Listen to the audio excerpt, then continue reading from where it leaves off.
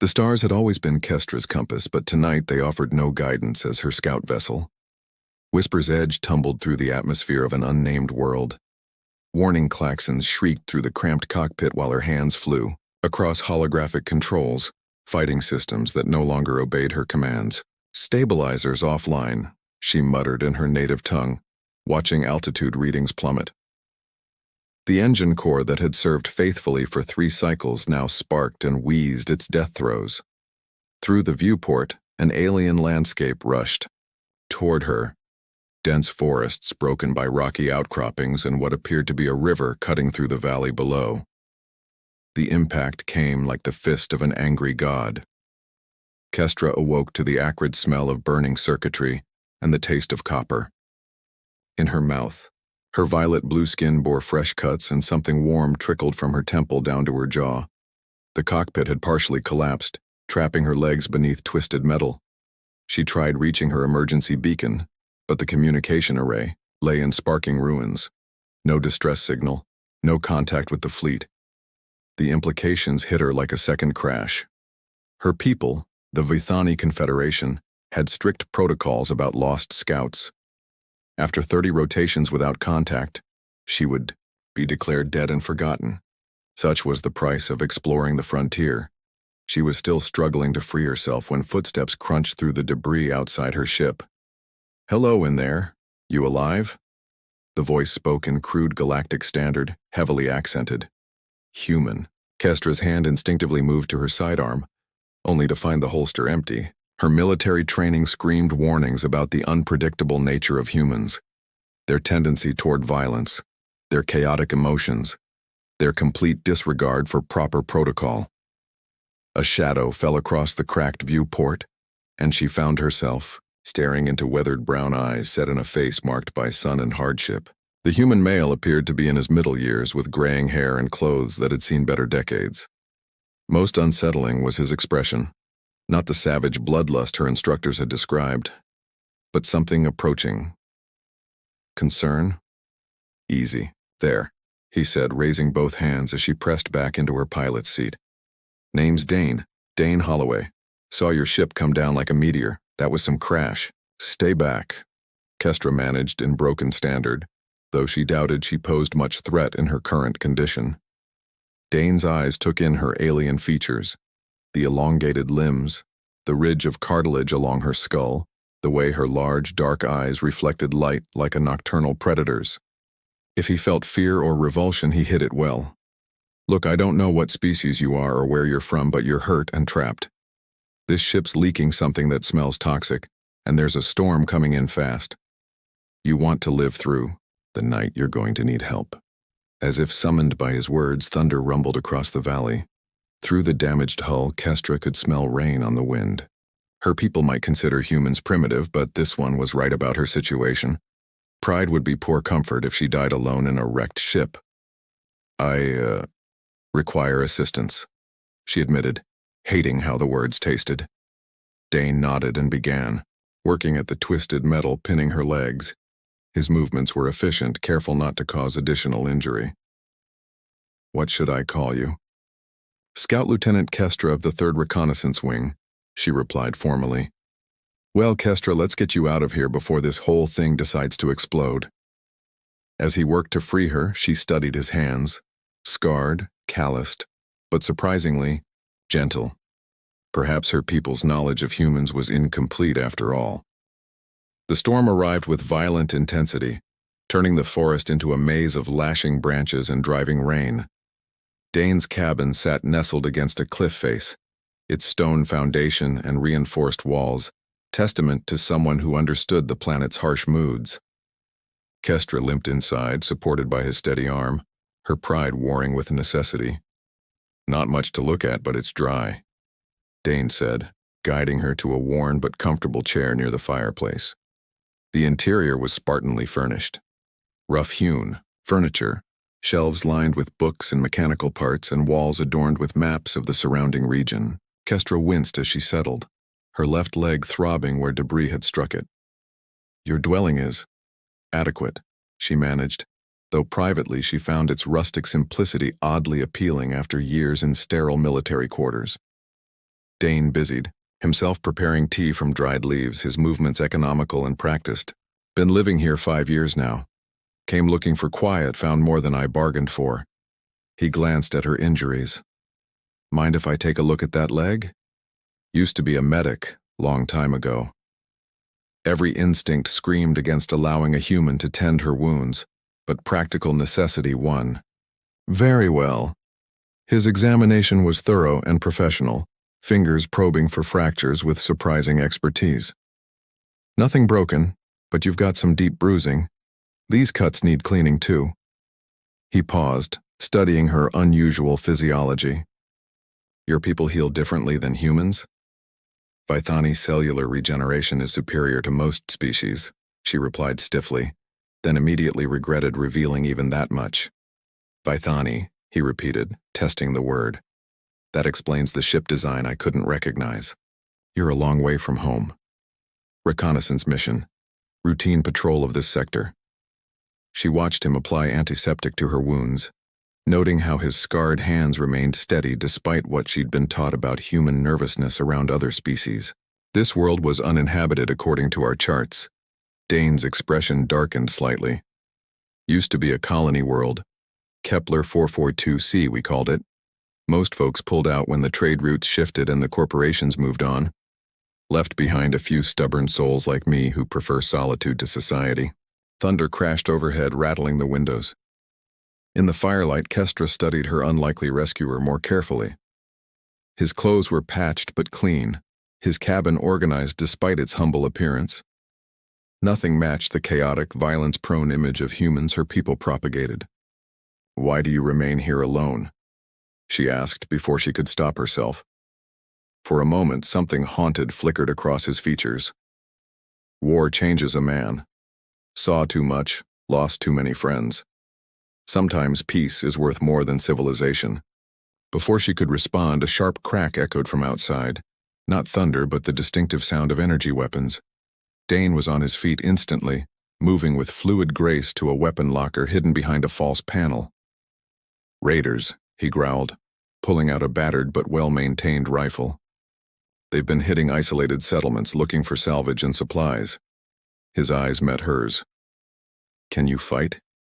Kestra struggled to stand, testing her injured leg. I am a reconnaissance scout. Combat training is mandatory. Good, because they probably saw your ship come down. Wreckage like that means valuable tech. He tossed her a smaller weapon, human design but serviceable. Back entrance leads to the rocks behind the cabin. If things go bad, the front door exploded inward in a shower of splinters. 3 figures in mismatched armor burst through, weapons raised. The lead raider, a scarred human with cybernetic implants, grinned viciously as he spotted Kestra. Well, Holloway's got himself an alien friend. That ship we saw go down yours, pretty thing. Dane's rifle spoke first, dropping the leader before he could finish his sentence. Kestra rolled behind the overturned table, returning fire as the remaining raiders scrambled for cover. Her weapon's unfamiliar weight threw off her aim, but years of training compensated for the handicap. The firefight was brief but intense. When the smoke cleared, 3 bodies lay still on the cabin floor. Dane checked each one methodically while Kestra watched, noting his professional efficiency. More will come, he said grimly. They travel in packs, and when this group doesn't report back, he looked at her appraisingly. That ship of yours, any chance of getting it flying again? Possible, but it would require significant repairs. The engine core is damaged, navigation systems offline. She hesitated, then continued. I cannot reach my people. Even if I could repair communications, they would not mount a rescue. Such is our way. Something shifted in Dane's expression. Surprise, perhaps even anger. They'd just abandon you? Efficiency over sentiment. It is the Vithani way. The words felt hollow as she spoke them. Dane was quiet for a long moment, staring into the dying fire. When he finally spoke, his voice was thoughtful. Maybe it's time both our ways got questioned. What do you say we fix that ship together? I've got salvage from a dozen crashes and you've got the technical knowledge. Kestra studied this scarred, solitary human who'd risked his life to save hers and was now offering to help her escape a world that had become his refuge. Everything she'd been taught suggested she should be wary, that humans were unpredictable and dangerous. Looking at the bodies scattered across his floor and the quiet determination in his eyes, she began to think her people might be wrong about more than just human nature. Very well, Dane Holloway. We shall attempt this unlikely alliance. The morning brought clear skies and the sobering reality of Kestra's mangled ship. In daylight, the damage looked even worse. Hull plates peeled back like flower petals, the engine compartment a maze of fused metal and crystalline components that glowed with residual energy. Dane whistled low as he examined the wreckage. Never seen anything like this. These power conduits, they're grown, not manufactured. Vithani biotechnology, Kestra explained, running her fingers along the organic curves of her ship's systems.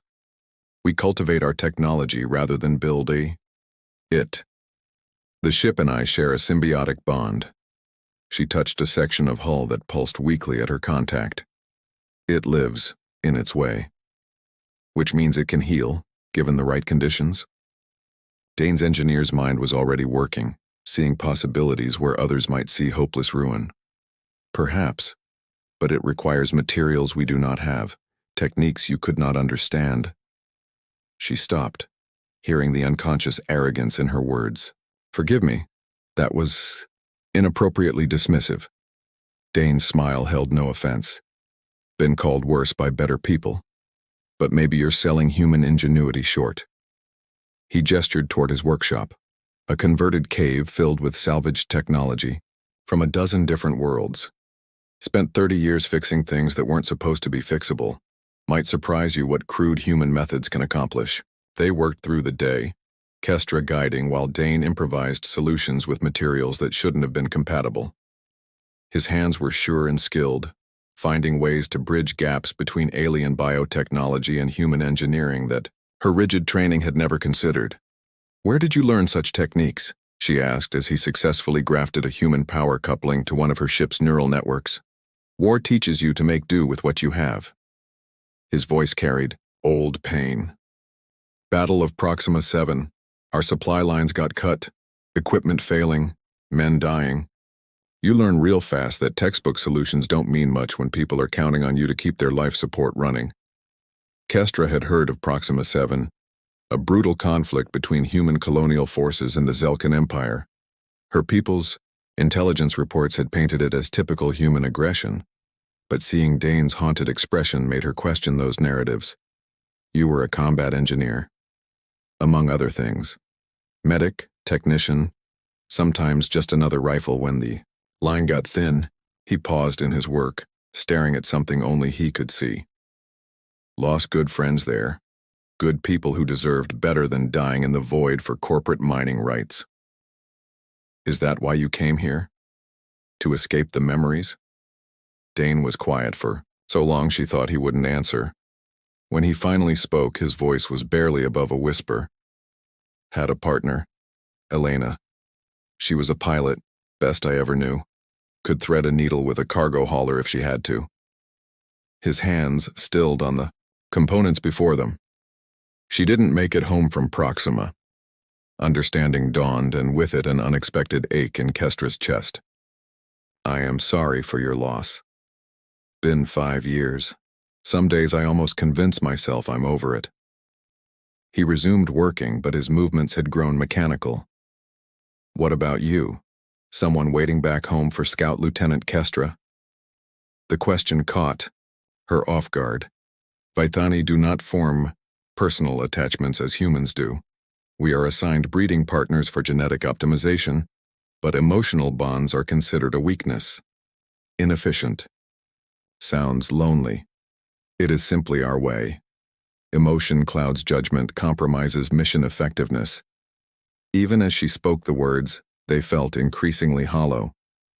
I have never experienced what you call love. Dane looked up from his work, brown, eyes meeting her dark gaze. That's not living, that's just existing. Perhaps. She found herself studying his face, the lines carved by laughter and sorrow. the scars that spoke of battles fought and survived. So different from the sterile perfection valued by her people.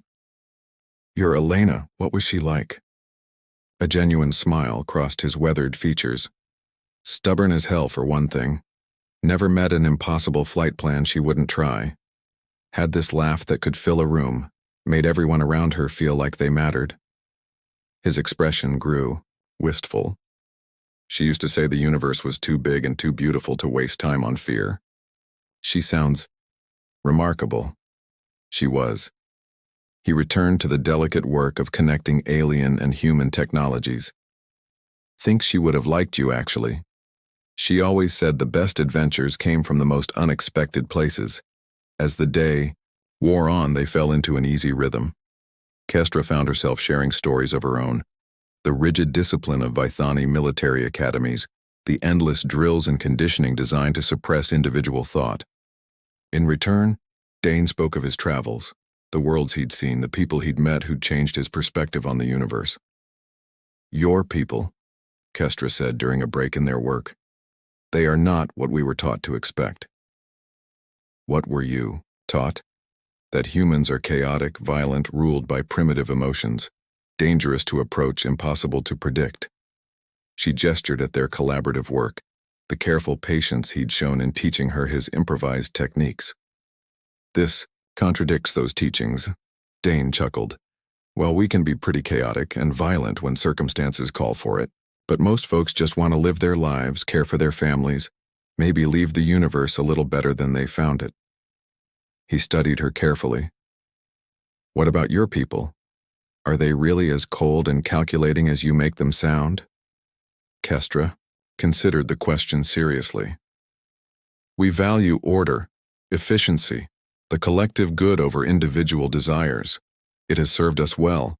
Our civilization has thrived for millennia without the wars and chaos that plague other species. But at what cost? The question hung between them as the sun set, painting the sky in shades of gold and crimson. For the first time in her life, Kestra found herself wondering if strength and efficiency were worth the price of never knowing the warmth she glimpsed in Dane's memories of Elena. 3 weeks had passed since the crash, and Kestra's ship hummed with new life. The fusion of Vithani biotechnology and human engineering created something unprecedented. Systems that shouldn't work together, singing in perfect harmony. Like their creators, she thought, watching Dane calibrate the navigation array with the same careful precision he applied to everything. That should do it, he said, wiping sweat from his brow. The repair work had required them to work in close quarters, their bodies brushing against each other in the cramped engine compartment. Each contact sent unexpected electricity through Kestra's nervous system, sensations she'd been trained to suppress but found increasingly difficult to ignore. The neural pathways are responding well, she confirmed, though her attention was more on the way his shirt clung to his muscled frame than on the readouts. We should have full propulsion within another day or two. The words should have brought relief. Escape, return to her ordered existence among the stars. Instead, she felt only a hollow ache at the thought of leaving this place. This man who'd shown her glimpses of what her sterile upbringing had denied her. That evening, they sat by the fire sharing a meal Dane had prepared from local ingredients. The simple food tasted better than the nutrient paste she'd grown up with, seasoned with something she was learning to recognize as care. The flames cast dancing shadows across his weathered features, and she found herself memorizing every line, every scar. What will you do when I'm gone? She asked quietly. Dane poked at the fire with a stick, sending sparks spiraling upward. Same as always, I suppose. Tend my garden, fix things that break, try to forget how quiet it gets out here. You could leave, return to human space, find companionship among your own kind. Could, he agreed. But some wounds run too deep. Some ghosts follow you no matter how far you run.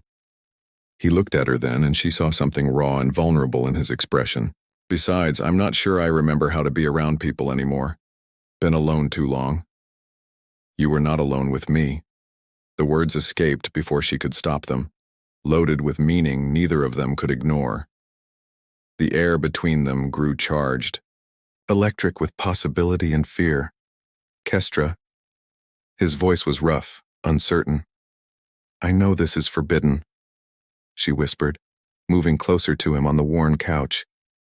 My people would exile me for even contemplating such a thing. Yours would probably think me some exotic curiosity. You're not curious to me. His hand reached out, fingertips barely brushing her cheek.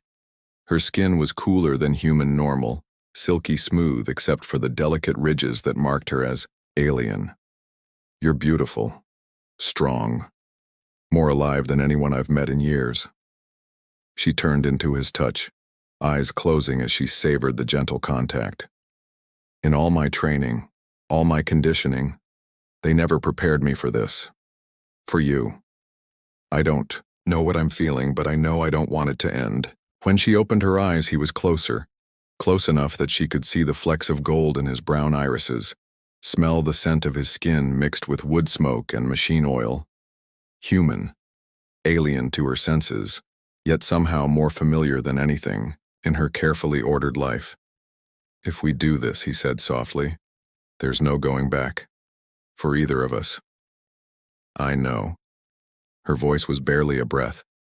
I've spent my entire life following orders, fulfilling duties, being what others expected me to be. Just once I want to choose for myself. Their lips met with desperate tenderness, two lonely souls finding solace in forbidden connection.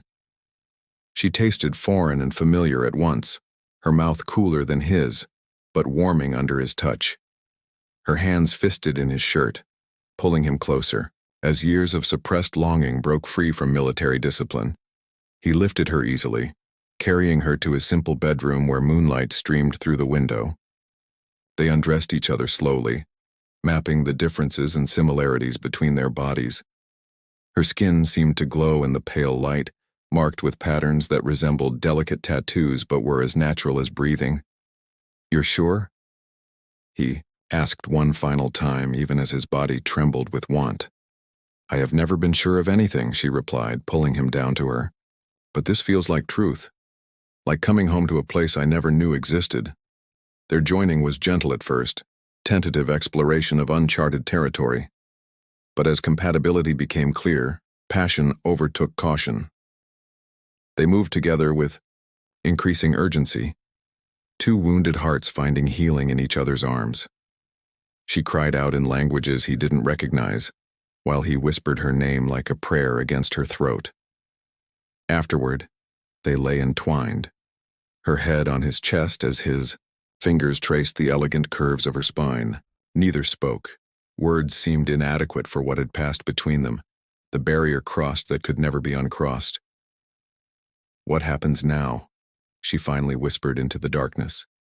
His arms tightened around her. I don't know.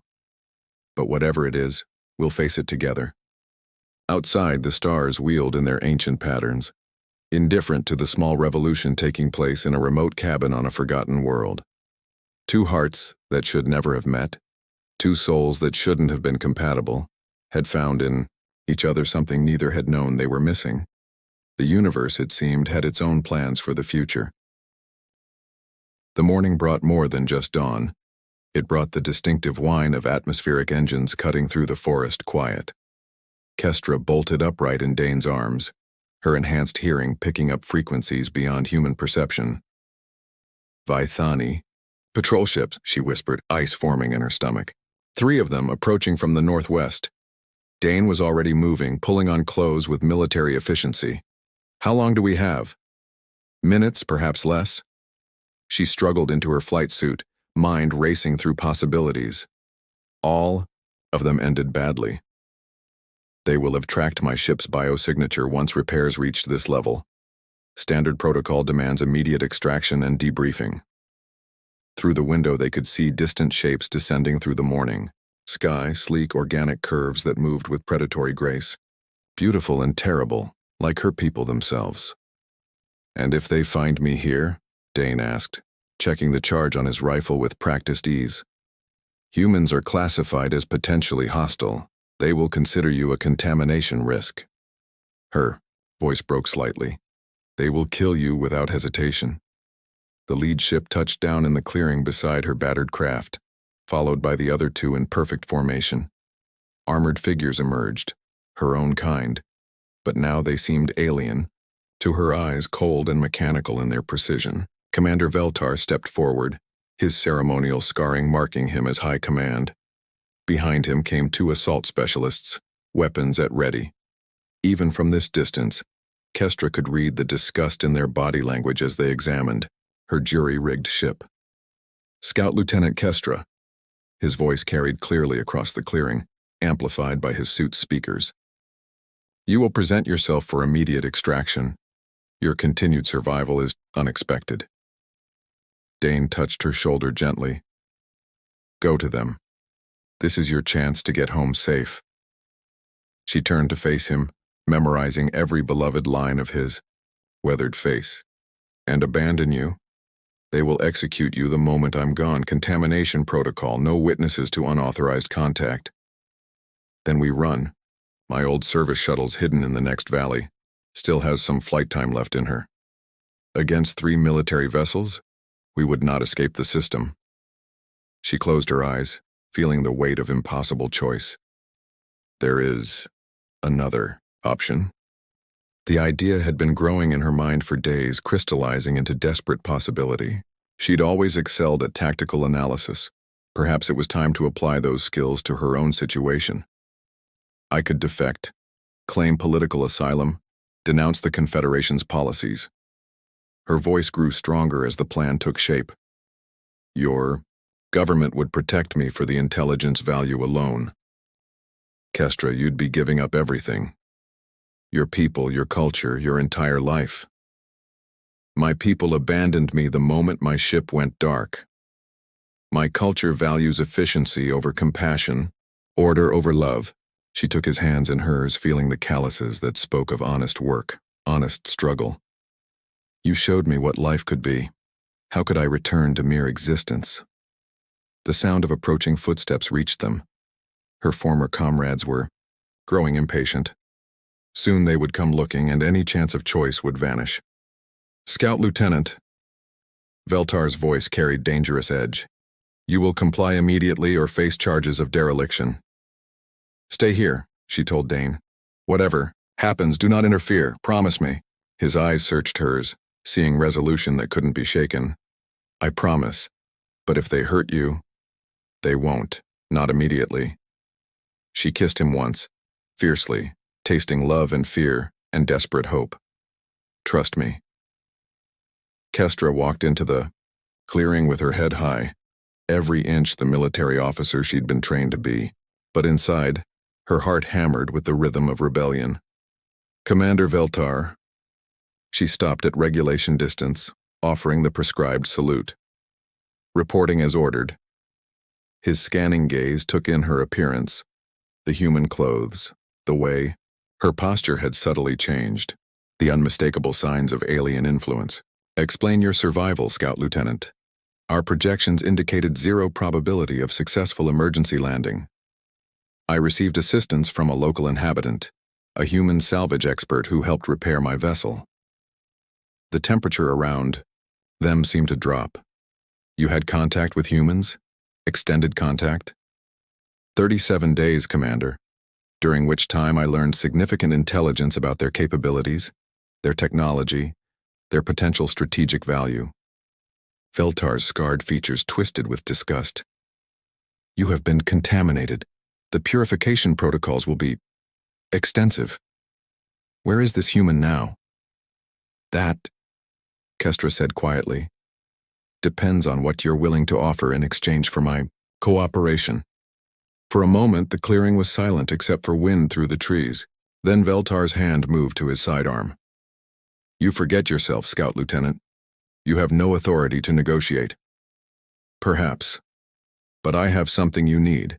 Detailed intelligence on human defensive capabilities, their technological adaptations, their potential as allies or enemies." She straightened, projecting confidence she barely felt. "Execute me, and that intelligence dies with me. The Council will have questions about such waste." Behind Veltar, she could see the assault specialists growing restless. But her commander was thinking, calculating odds the way she'd been trained to do. Speak plainly, Kestra, what do you want? Safe passage for the human, transport to neutral space for both of us. In exchange, I provide full debriefing on human capabilities and formal defection to their authorities. Impossible. The contamination has already occurred, Commander. The question is whether the Confederation gains value from my survival or loses it through rigid adherence to outdated protocols. For long moments they stared at each other, teacher and student locked in deadly negotiation. Finally, Veltar's expression shifted to something resembling grudging. Respector, you have changed, Scout Lieutenant. The human has taught you to think like them. Chaotic, unpredictable. He paused, then spoke into his comm unit. Prepare the human for transport. Standard detention protocols. As Dane was escorted from the cabin under guard, their eyes met across the clearing. In his gaze, she saw pride, love, and absolute trust in her ability to see them both through this crisis. 6 months later, on a terraformed world at the edge of human space, Kestra stood in the garden behind their small house, watching Dane repair a water pump with the same patient skill he applied to everything. The Earth authorities had indeed granted her asylum, trading protection for detailed intelligence on Vithani military capabilities. Any regrets? He asked, without looking up from his work. She considered the question as she had many times before. Her former life seemed like something from another person's memories, sterile, purposeless, empty of everything that now gave her days meaning. Only one, she said, moving to stand beside him, that I waited so long to choose for myself. His smile was warm as summer sunlight. Elena used to say the best adventures come from the most unexpected places. Think she was right about that. Above them, stars began appearing in the darkening sky. Not the cold, distant points of light she'd once navigated by, but companions in an infinite journey she would share with the man she loved. The universe, it turned out, was far more beautiful when seen through eyes that had learned to feel. Destiny, after all, wasn't written in star charts or military protocols. It was forged by hearts brave enough to choose love over duty, hope over fear, and each other over the cold comfort of solitude. Among the stars,